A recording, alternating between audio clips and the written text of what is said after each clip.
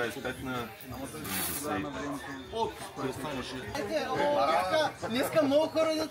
Кирсам за първи път с година. Той е 15 на 80.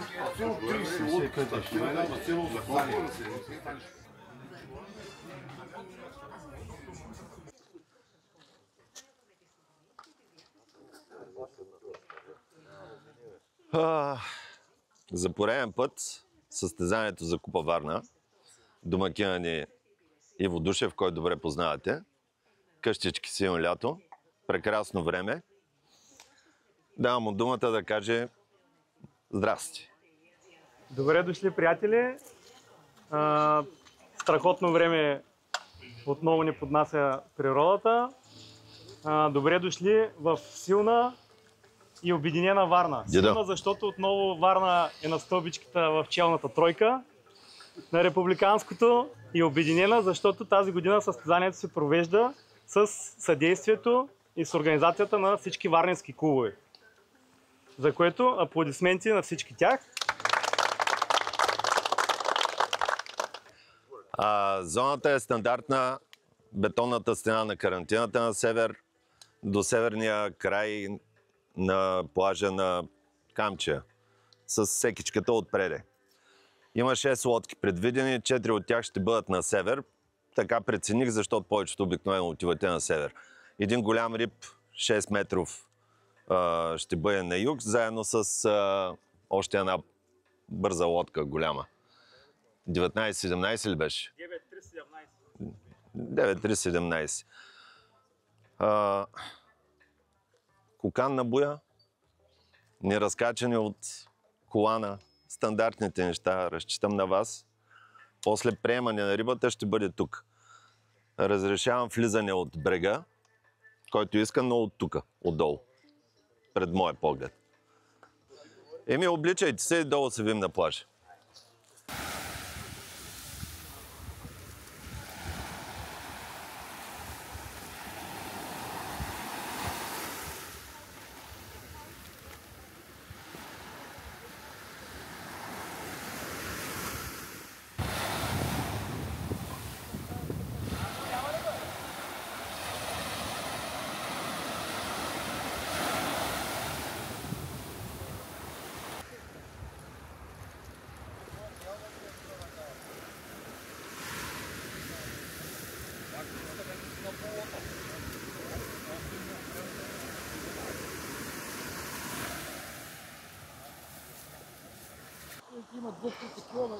Те къде ще ходите?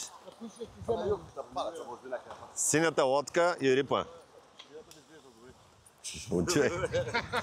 Значи лодководача е малко див. Тук за фичоза? Тук за фичоза е те с трите рибарските и Андро е там сега дойде.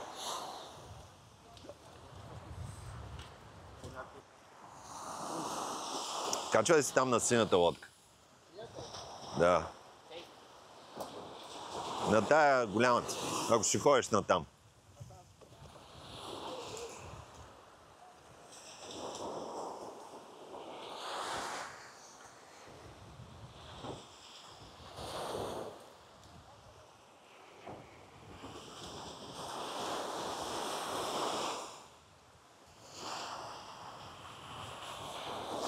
Айде!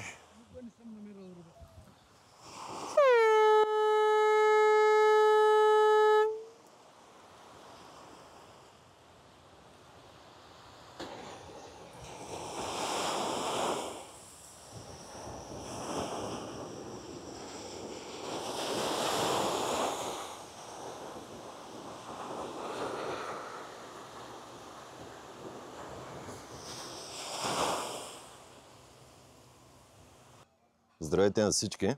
Казвам се Иво Иванов и съм състезател по подводен риболов. В случая на турнира за Купа Варна съм главен съдия.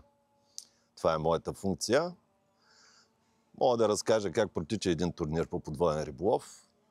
Имаме доста клубове из България, които са от Варна, от Бургас, от Приморско, от София. И откъде ли не момчета се събират любители на морето, любители на гмуркането на един дъх. Много хора ни бъркат с водолазя. Водолаза няма нищо общо с нас. Ние се гмуркаме с малко по-различна екипировка, с малко по-различни плавници, с малко по-различни маски дори. И всичко това става на апнея или на един дъх. Един такъв турнир като днескашния, той е последния за Купа България, който е най-добрия приз. Тоест, печели го този, който има най-добри резултати през всичките турнири през сезона. Но същевременно, ако направиш и квота, имаш допълнителен брой точки. После имаш, ако имаш различни видове риби, оттам печелиш точки за видово разнообразие, което значи, че си бил дълбокото, в плиткото, стрелял си в дупки риби, показал си по-добро майсторство. Защото не всеки може да го прави това от харпунджиите като цяло. И така, получава се един своеобразен празник, нали? Всеки един турнир, момчетата се виждаме, поздравяваме. Ние, така, има съревнования между нас, но всички сме приятели. И това море всъщност по този начин ни обединява.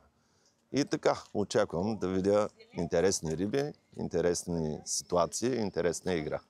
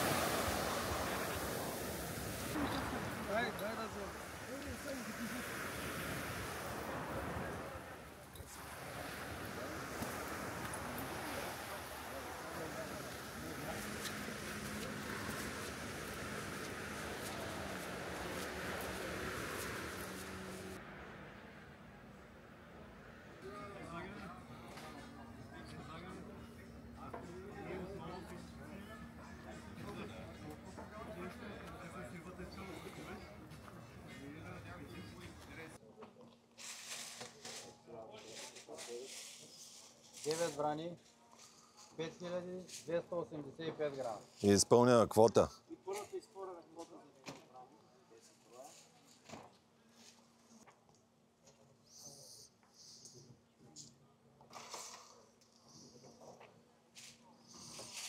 И две платерини, 640 грама.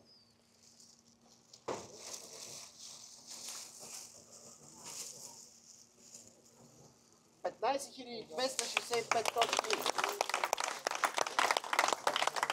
Валентин Лоскалов. 14,375 точки.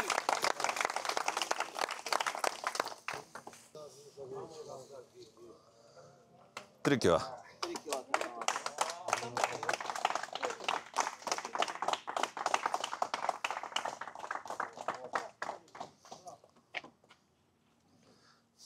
Първа риба на кантара във враг. Прекрасен. С тегло 2970 грама. 3 кила.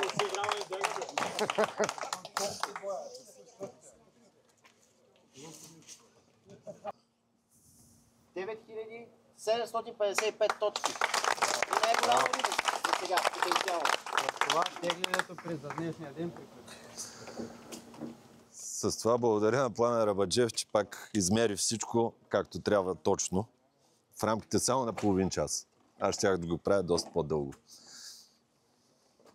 Така, момчета, малко тишина, че стана късно.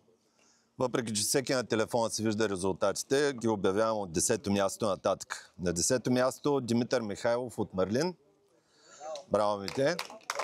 Десятката си все. На 9-то място един ветеран от Чабла, Венцислав Георгиев, Наборе. На 8-о място Митчето Катрафилов. Браво! На 7-о място Ивайло Душев от Кълъса Варна. На 6-то място Янаки Янакиев, пак от Портоскария Шабла. 5-ти Иванчо Кулев, Месембрия. Браво! 4-ти е Димитър Дражев от КПСД. Добро представяне. И така, 3-то място един отбор Ватос Про. Да, един представител на град Бургас, но от Варненски клуб. Мирослав Филчев. Наградата му ще бъде дадена от представителя на община Варна, спортна дейност. Съответно заслужаваше още една VIP карта за Теодор. Аплодисменти. Така, второ място. Валю Люцканов. Наградата ще бъде връчена от нашия любим професор-председател на камерата, на туристическата камера. Ето и VIP карта за Теодор. От едни наши добри приятели. И представителя на Ватос Про, ако не съм го казал, Веселин Томов, да заповяда. Наградата ще му бъде връчена от това момче, което е любезният ни домакин.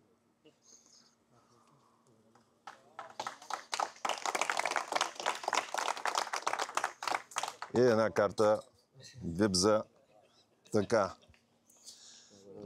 И най-голяма риба остана. Взема да я дам на Ивайло Душев. Лаврак с тегло. Кой позна най-точно? Да. 3 кг, почти 3 кг.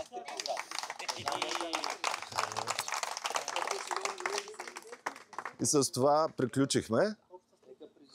Но обща снимка на всички призьори, заповядайте.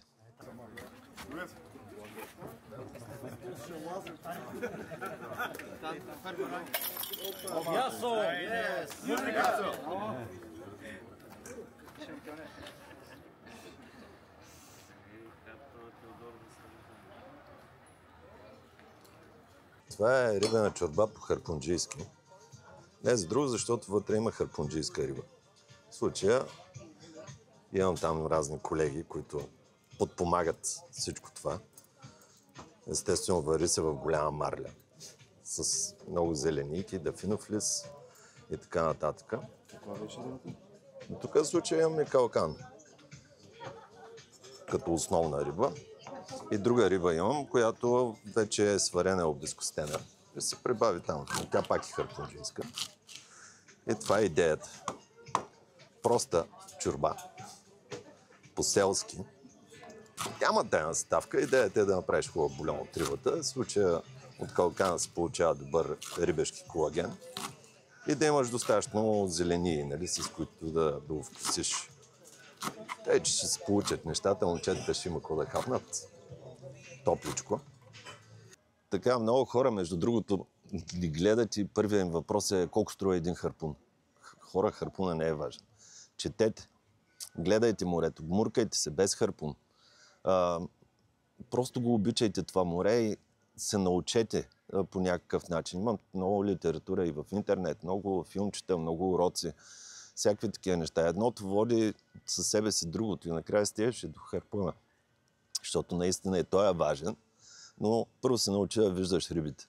Защото ако не ги виждаш, значи нищо не знаеш. Така че пожелавам на всички тези хора, които са запалени към тази стихия, да обичат все повече и да ни подкрепят по някакъв начин. Благодаря.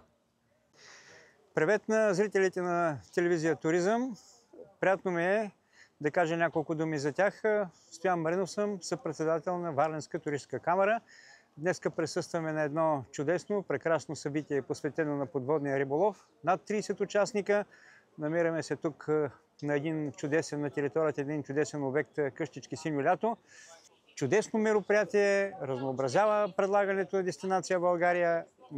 С такива събития тя става все по-конкурентоспособна. Благодаря. Успех на зрителите на телевизия Туризъм.